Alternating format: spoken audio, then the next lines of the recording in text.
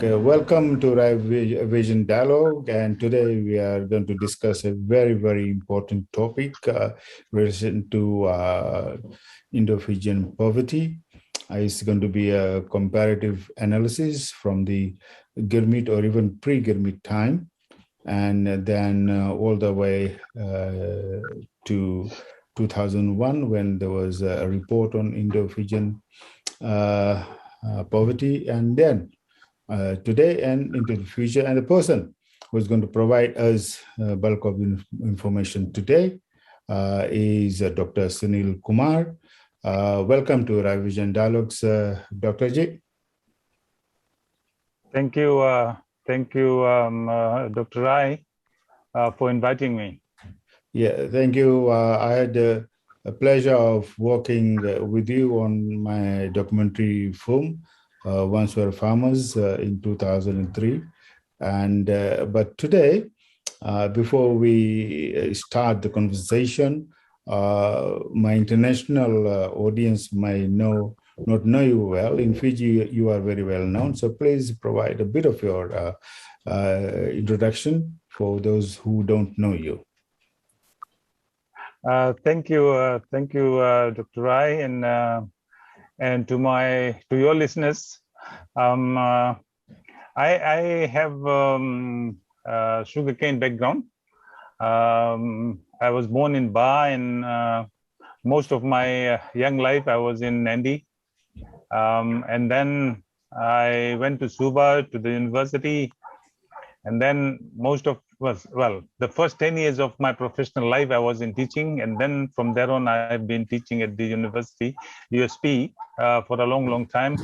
And this year I have joined Uni-Fiji, and I'm enjoying my life.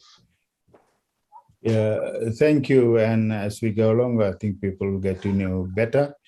To start off the dialogue, I said, Fire is going to be from the girmit times, but I'll go a bit further back.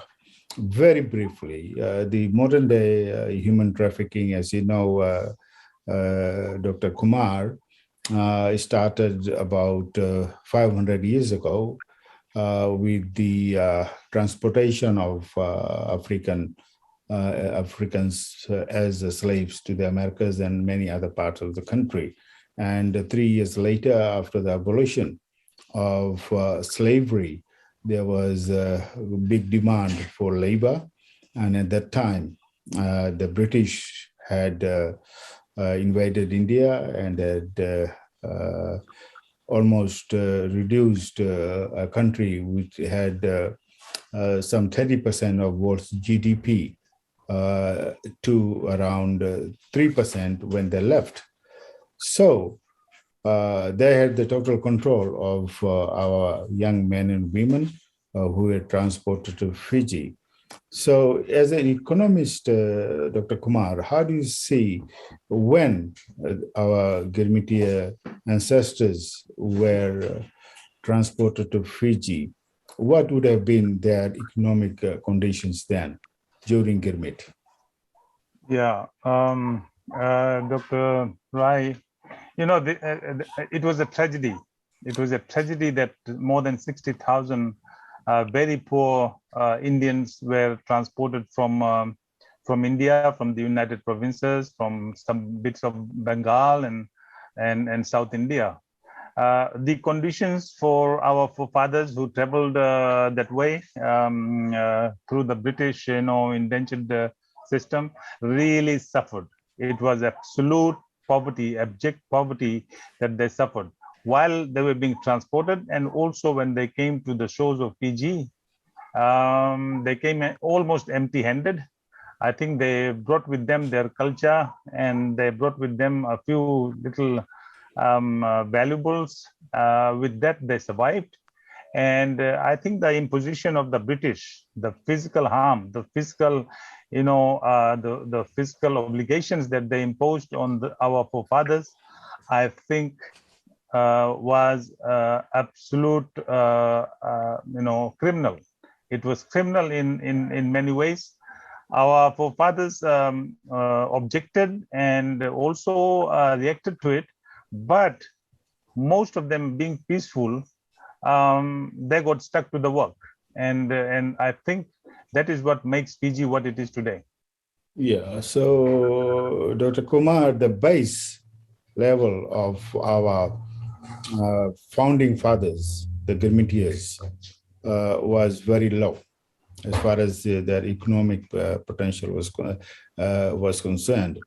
They lived in the lanes and they persevered somehow. Many returned to India, but the majority could not. In 1920, all the existing indenture was abolished, and those who could not return to India had to start life in Fiji. They would have to pay a premium for the land on which they leased, and they would pay, I suppose, annual, what you call port. So there is annual rent.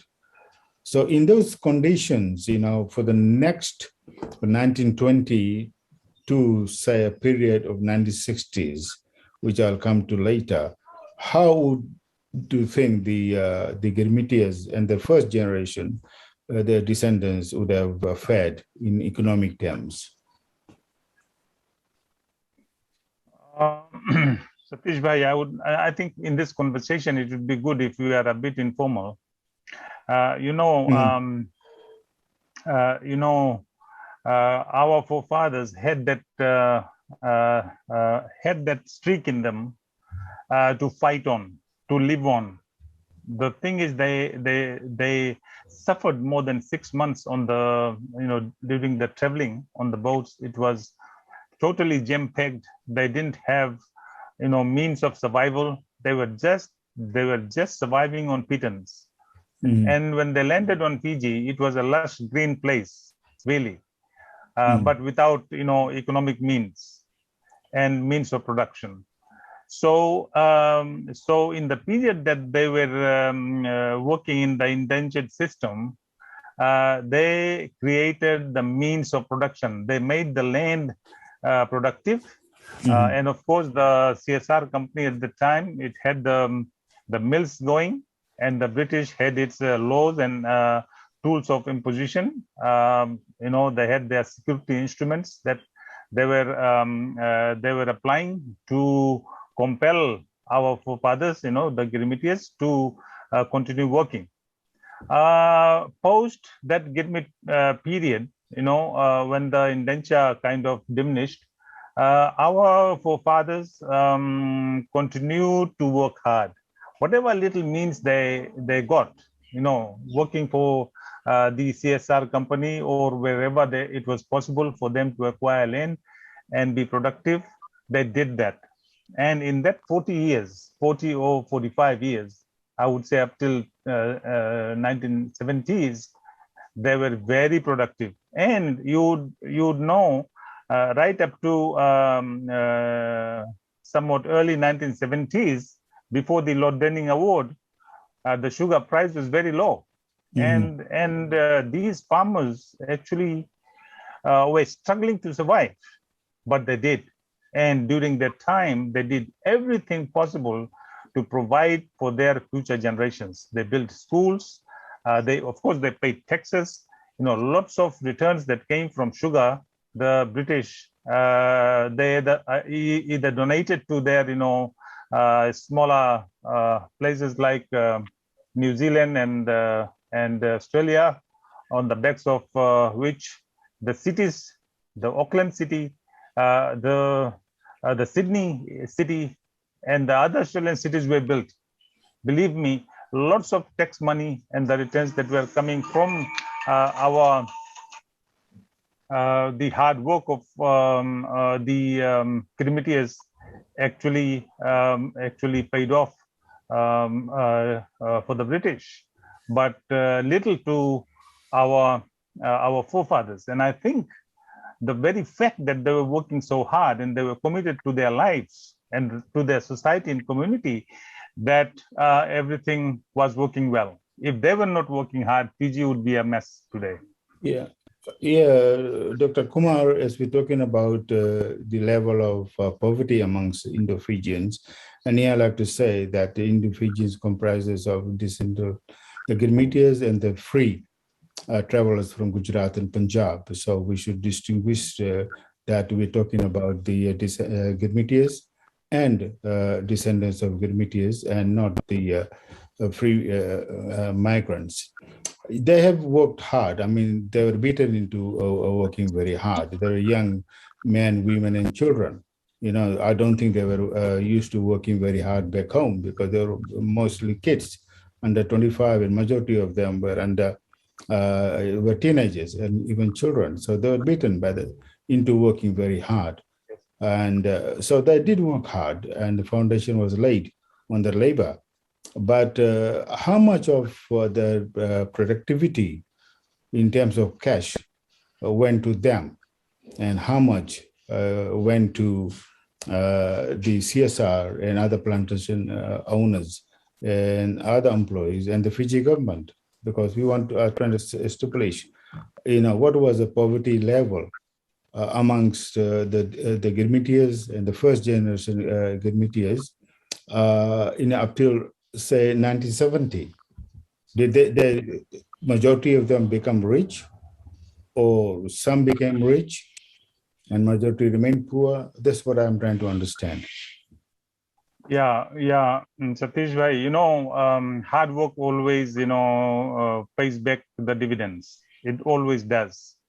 But yeah, we would want to hold the distinction between those who came under, free migration and those who were brought under the indentured system.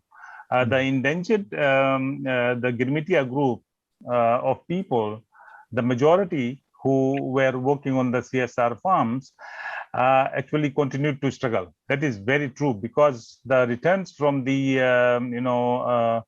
the CSR mills, the profits for the mills were huge, but the British government did not really give in return the hard work, earned tax that it collected from the indentured people who were working in their CSR farms. So right up to 1960s, 70s, I still remember those days. I was very small, but our aunties and our uncles were still living in abject poverty. I remember they would be traveling across the island in the buses. It will take them half a day to reach our place.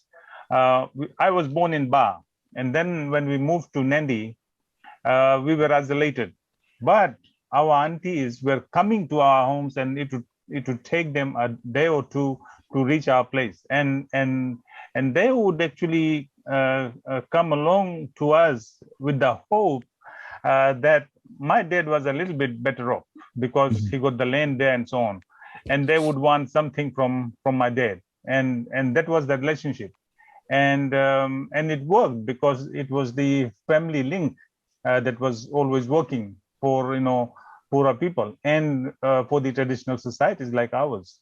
So if it wasn't that, I think there would have been a lot of trouble for people.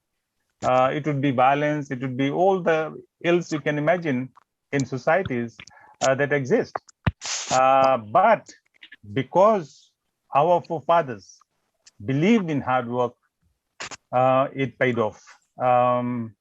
They were able to educate their children. There's another thing that I would want to tell you, that right up to 1960s, the British were denying education for Indo-Fijians, the Indians. They built most of the schools themselves for the education of their future generations. And I think this is something for which we should be grateful to our forefathers. Yes, there's a lot to be grateful to our fathers, Sunil Bhai, but there's so much to cover, and hopefully we'll have other sessions to cover in much more detailed things. But let's now come to that period, which has been described by many commentators, and I agree with that, because that time I was a teenager myself, and the 70s and 80s described as the golden period for Indo-Fijians, especially the descendants of girmityas in Fiji. Whilst for some of the fortunate ones like us who got scholarships and etc. To go to the universities, what I want to know from you, Sunil Bhai, is at that time, even what percentage of our population was privileged or well off or doing well, and was there still poverty amongst most or some of our brothers and sisters? Satish Bhai, I would say majority of the people were poor. I would say 80 to 90% were still living under abject poverty. A small 10% probably were well-to-do, who had big, land to cultivate and who had links with the British. The rest of the people, they continued to live on very little. But as I've said, because of the coherence within the community, that a lot of things were shared, which made them survive. And people like ourselves, when we were born, you would remember, even at that time, very few scholarships were issued. Yes. The scholarships and the education support that is coming now is far, far greater than what used to be there for the descendants of girmityas at that time. And I'm talking about late 60s and 70s, even early 80s. So, I would again impute this onto the the attitude, the hard work that our people carried with them. Even the immediate descendants of the girmityas, they had that mind to work hard. They would not complain. There would be very little, issue of protest or whatever you call it. Mm-hmm. They kept on working. I remember the sugar prices per ton price at that time was $3.50. 1971, 72, when Lord Denning, when the Lord Denning, award came, the price was more than double, which means that for that long, the CSR company, the Fiji Sugar, was actually extracting those, huge profits. Where was that profit going? So that's the question. It was not. Sunil Bhai, sorry, I just want to add, whenever I talk about CSR scamming off or living off or transferring huge profit from Fiji, I'm reminded that they also did not pay our farmers for the sugar cane, which they said turn into molasses. And they transported that to Australia and made alcohol out of that, made profit, but our farmers did not get any money for that. I don't know whether you have come across that fact or not, but people do mention that to me. Yes, now that is true, Satish Bhai. That was happening, and I think it might be appropriate for us to say that the CSR was looting the efforts of the farmers at that time, who could have been much better if they were given the right returns for the hard work they were doing. Yeah, and so they exploited our people for nearly 100 years.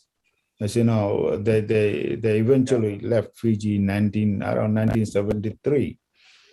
And they were invited by Arthur Gordon to come to Fiji around 1879, or before that, before the indentured Indians were brought in. And the proviso was that once they come to Fiji, Indian laborers would be supplied to them at a very low rates.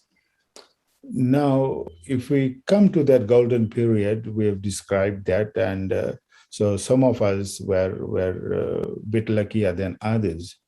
Then the catastrophic 1987 coup took place, and because of that, Fiji lost a lot of educated people, a lot of skilled people, a lot of people, business people.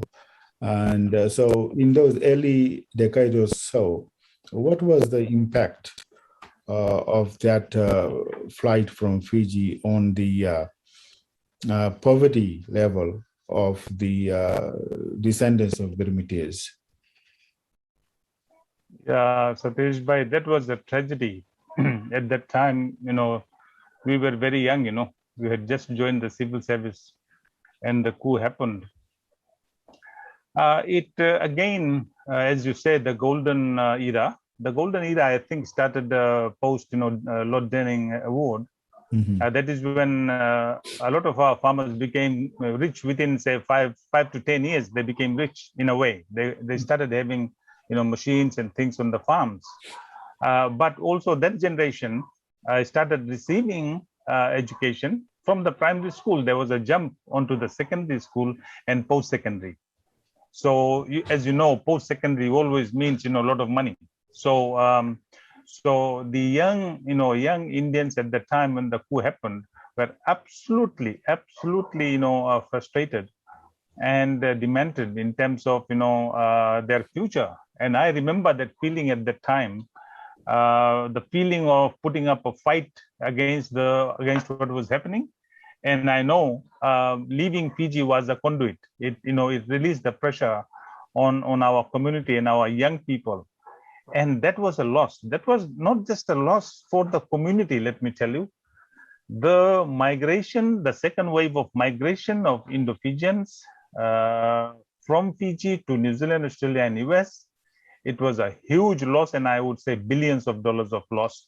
Otherwise, Fiji indeed would have been something closer to Singapore. Today, we are carrying the dream of being Singapore, which is likely because we are at the center of the ocean. But how can we be? We can't even do some of the basic things, like, putting up a computer IT professionals that we produce at the universities. Just go 2, 3, 4 years of experience, they migrate. Every technical area, you look at our healthcare system. We have produced so many doctors out here who are actually working in Australia and New Zealand now. You can imagine if our population was not less than 1 million, but 1.5 million, which I would imagine, yeah. And then a huge stock of highly trained and professional people, I think we would be way above Mauritius. Mauritius per capita income today is twice that of Fiji. And I think we would have been better off if the coup didn't happen. I remember I was sitting in the library in Greenwich, Sunil Bhai, looking at some figures of the economy in 80s. And there was the first world economy, and that is the communist economy. And there was single entry with only Fiji, and then the third world economy. They could not put Fiji into the third world economy because the economy of Fiji was much higher. And obviously, it was not a communist country, and they could not put a non-white country into the first world. So that's the level from which the Fijian economy has gone down from 1987, and it's keep on going down at the moment. But let me come to another tragedy, which started to take place in 1997. I think you correct me if I'm wrong. Is when the eviction of our farmers started, and I think somewhere from 5,000 to 6,000 farmers, meaning about 25,000 to 30,000 people, were evicted from their farms, and that's when, for the first time, I think some facts and figures were provided to a research in which you were part of it, together with Professor Biman and Professor Surmani. So let's have your views about that, the eviction of Indo-Fijian farmers and the poverty amongst Indo-Fijians then, about 20 years ago.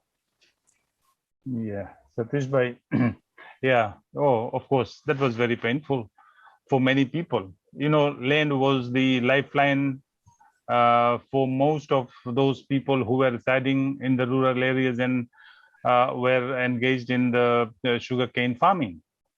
When that thing happened, the eviction of farmers, some of the things were pretty brutal, you know. When the farmers, sorry, the landowners actually illegally occupied their homes, threatened them, created violence and so on. I can imagine what these people were going through.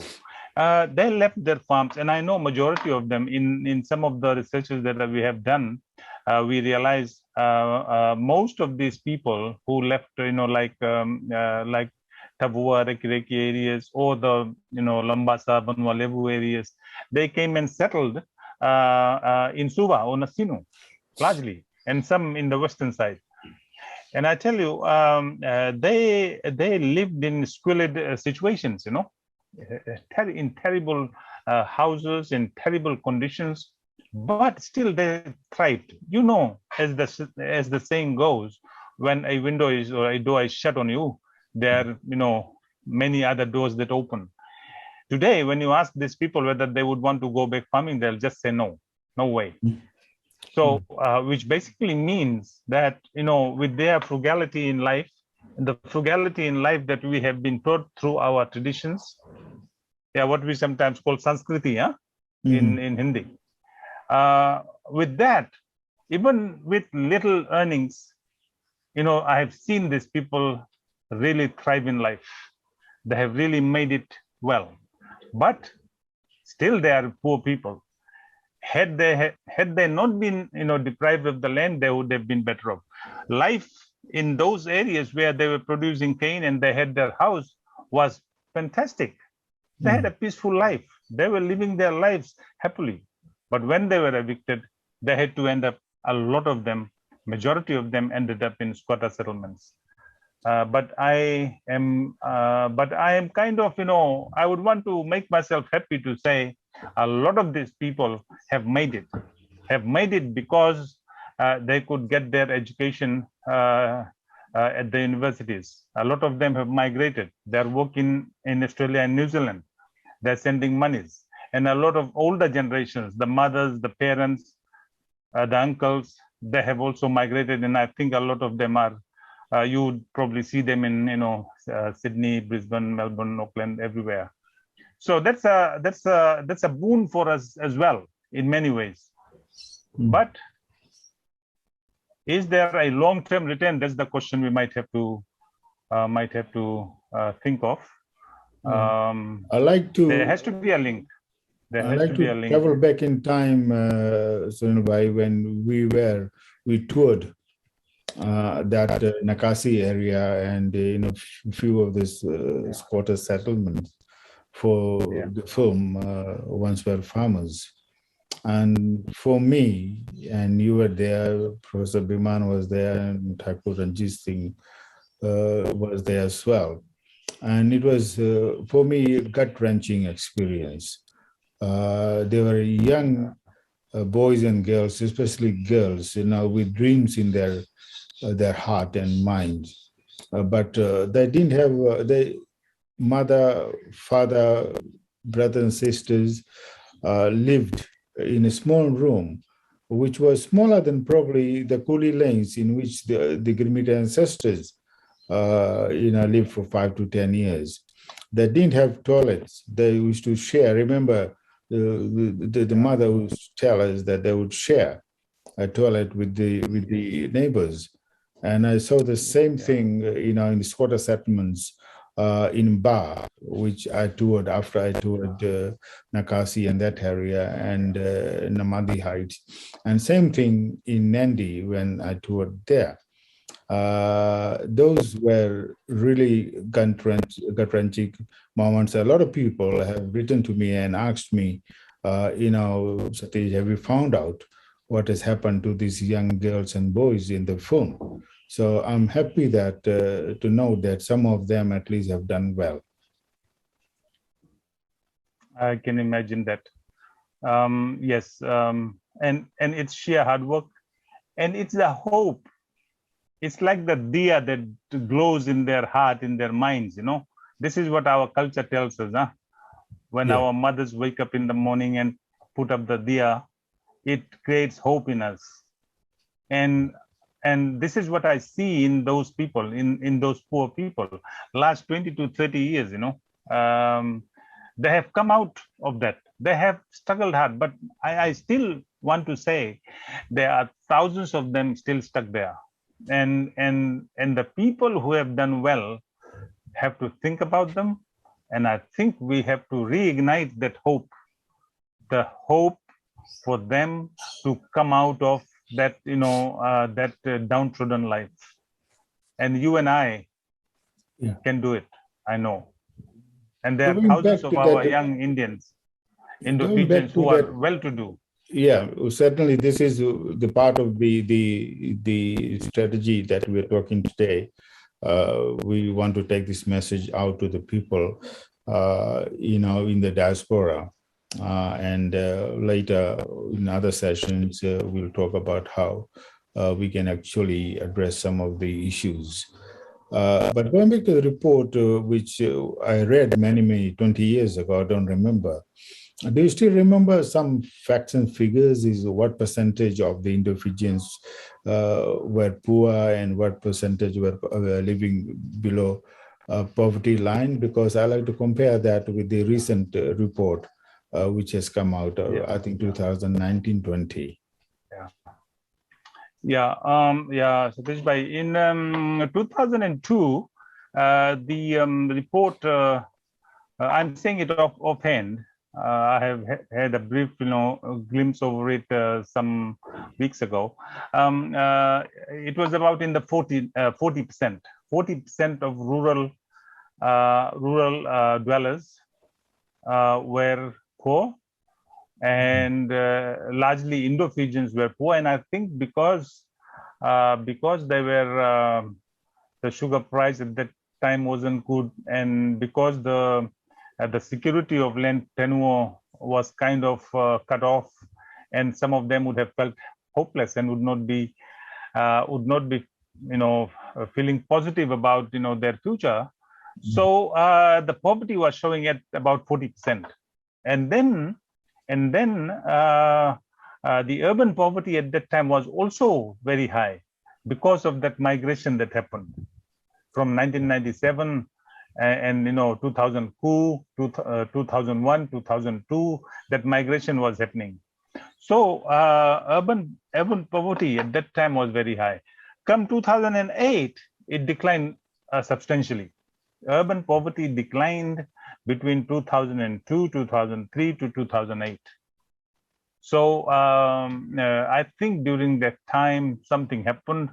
Education plus migration plus some of our people who went to Australia and New Zealand started settling down, money is coming in, all that thing was happening. But let me say one thing, beyond 2008, poverty actually stagnated. In fact, it increased. Unfortunately, it increased. The number of people probably would have fallen, but the percentage remained the same. And recently, in the recent data, 2019-2020, this survey was done from middle of 2019 to 2020, early 2020. This data shows, and I'm talking about pre-COVID. I'm talking about pre-COVID. Poverty actually increased. That was the sad part. Now it increased from 40% or from the low of no. from 40% it declined, Yes. right? It came down. Urban poverty was sticking at about 15%, Okay. and rural poverty was around 33 or 34%. Okay. But today, the urban poverty is at 20%. Okay. Now, there's no separate data for Indo-Fijians and Itoke people. Okay. They have been lumped together because of the amendment to the law and all that. Yeah. And the rural poverty actually is around 40%. Now it is back to early 2000. That is the level of poverty. And believe me, post-COVID, it would have been far, far worse. If this situation continues, my worry is, if this situation continues, the COVID situation continues, people would be in real dire, situation. Yeah. We'll come to that in a short while. Does the report, Sunil Bhai, talks about the reason for this increase in urban and dramatic increase in the rural poverty? Does it talk about it at all? Well, how professionally it is done, I would not want to question it because it's done by Bureau of Statistics. Yeah. It's a preliminary report. It's not the detailed report. Okay. It has got graphs and all that stuff, but it does not really say why the rural poverty increased. Post 2008, 2013, there was a survey done, and beyond that came this one. So it is showing an increase in poverty in the rural areas and also in the urban areas. Why did it actually happen? It is something yet to be found out, and I'm planning some research on that part, but it will take a bit of time. Okay, we'll wait for that, Sunil Bhai. And now we come to another debacle, which is hitting Fiji and globally, COVID. You have already mentioned that you think that poverty is going to increase both in the city and in the rural areas. How do you see the poverty amongst Indo-Fijians and generally in Fiji during and post-COVID? Satish Bhai, from my calculations, I have done a few papers and I've done a few presentations and so on. At the poverty level right now would be around 50%, which means 50% of the people are in all kinds of poverty, basic needs poverty and food poverty, you name it. The good thing about Fiji community, Fiji society is that we still cherish our family links, the community links, the goodwill that prevails amongst people. That is doing, I tell you, miracles. It is, providing of food, and it is happening on ongoing basis. Not like, somebody goes, gives, and then forgets. No, people are constantly working. Not only government is doing nothing, honestly, apart from, giving some money and all that. The real work is happening at the community level, where people are caring and sharing. So my presumption would be at this stage, in the absence of any concerted research, poverty would be at about 50%, and I think 30% of the people would be in dire need, absolute need of assistance. I heard that remittances from the Fijian diaspora is probably second largest revenue earner for Fiji, behind tourism. And now that tourism is almost non-existent, probably that will become the number one revenue earner for Fiji. And I hope, and I'm sure, a lot of people, Indo-Fijians and Fijians in the diaspora, are sending more and more money to their families in Fiji. Yeah. How do you think, we have highlighted the issues historically and today. How do you think we in the diaspora can assist our people, poor people in Fiji during COVID, post-COVID, and the long run, because there are about 500,000, quarter million, half a million Indo-Fijians and Fijians combined living in the diaspora. How do you think we can help Fiji? Satish Bhai, I think it is already happening. That goodwill, that aspect of our, community society is happening. People are sending money through, families and all that. But also I see collective effort is happening in terms of, money collection. And then some people want to give, but they are isolated or something like that. I think if the communities are there, start making calls, I think that's the way some more money can be collected. And I think we also have to rethink when the schools open. People who have lost their jobs probably will not get them back. Mm-hmm. So there has to be some kind of connection, some kind of vigilante group who would be able to figure out. I know today there was I think Children's Fund lady came out to say 4,000 kids need help, and they are in absolute situation, and they would not be able to fend for themselves. Now that's a huge number for Fiji, and for that they would probably be looking at private donations. So a lot of it is coming, but I think a bit more can be done if that kind of organization can be drawn, and all those people who are not in the in the loop would probably join, and I think that would be of great help. The two things I want to flag up, which comes to my mind, one is I've spoken to a few people about this. Throughout India, a lot of people survive on very small machinery. I mentioned, sugar mill in Rakiraki is no longer functioning, and sugar has been planted in Madhubani area, and they have to be transported to Ba, and same in Singatoka area, and it has to be transported to Lautoka.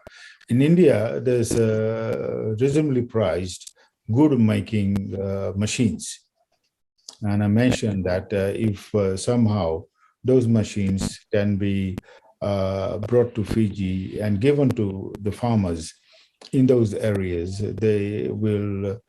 they can produce a good, they can supply their sugar needs like that, and they can sell that internally in Fiji and export. And similarly, there are other machines, sugarcane crushing machine, which you crush juice,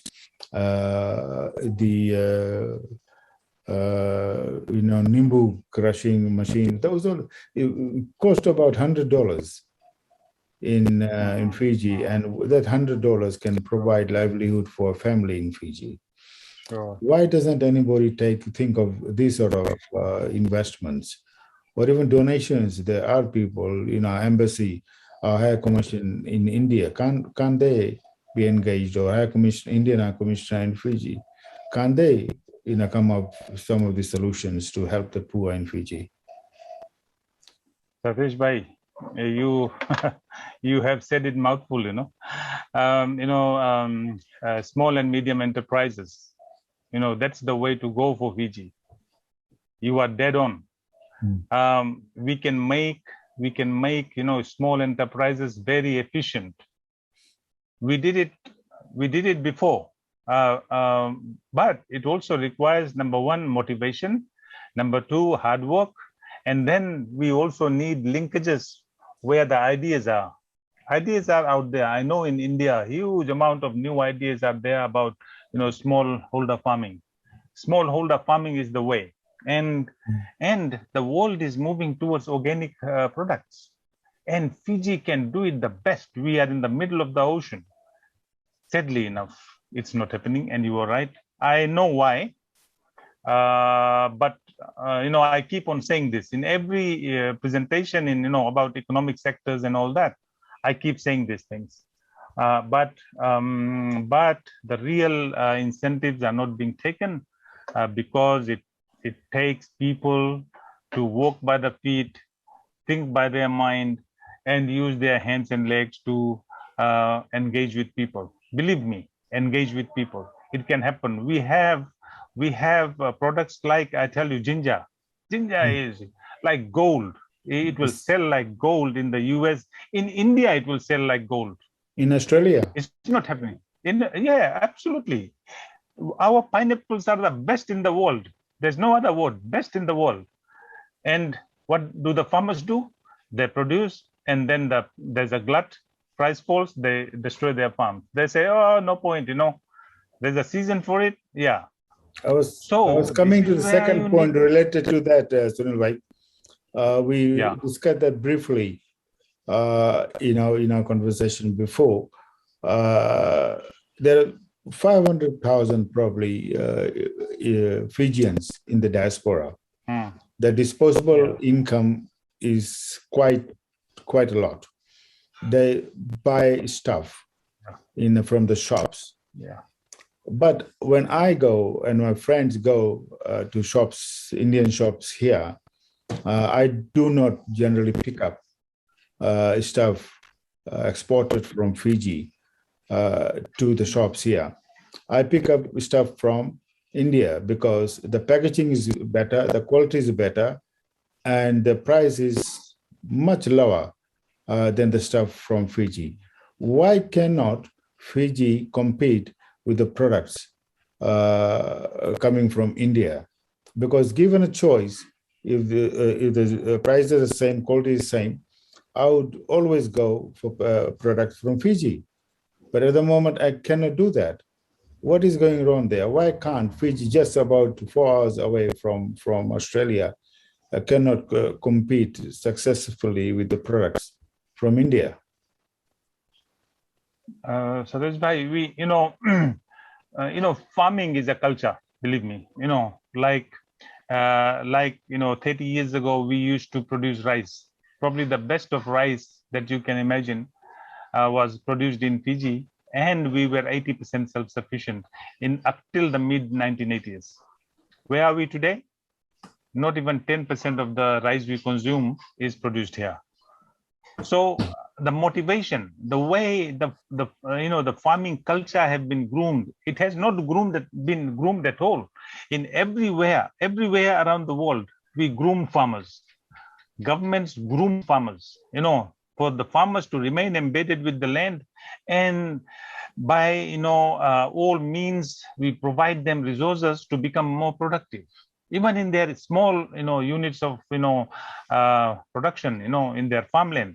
They can produce best of the things, but the motivation is not there, the support is not there, the means is not there. For instance, if we were to produce pineapples here for you, today we don't have the infrastructure. Today we don't have the biosecurity experts out here. We don't have storage facilities. We don't have packaging facilities. Nothing.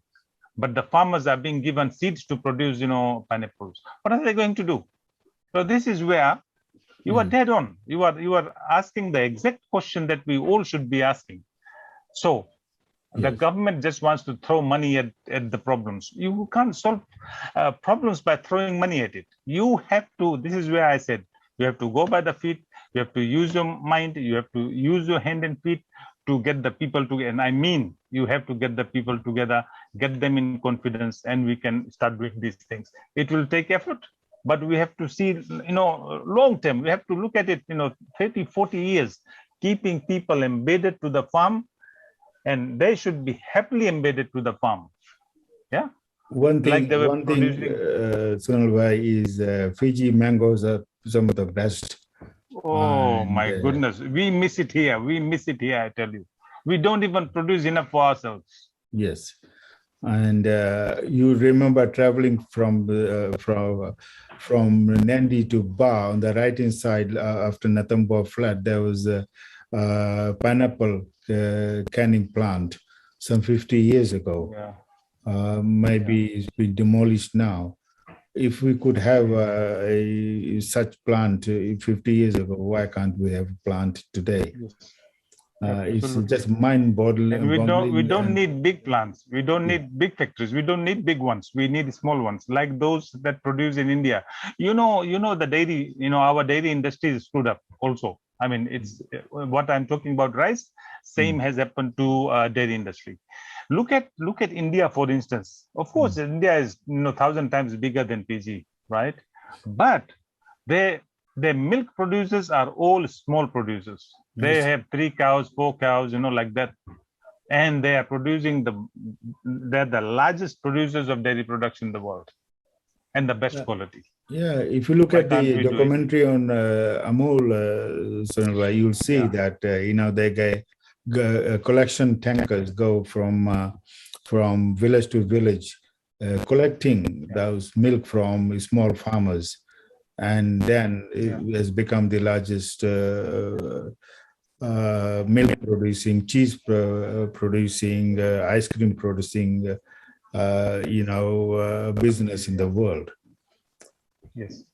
We are coming to an end, Sonal Bhai. I think we would need to come back and look at the strategies to engage the diaspora, because I've been saying for a long time, and I think you'll agree, I've talked to Professor Bierman, I've talked to Minister of Agriculture a few years ago about this, how to engage the diaspora.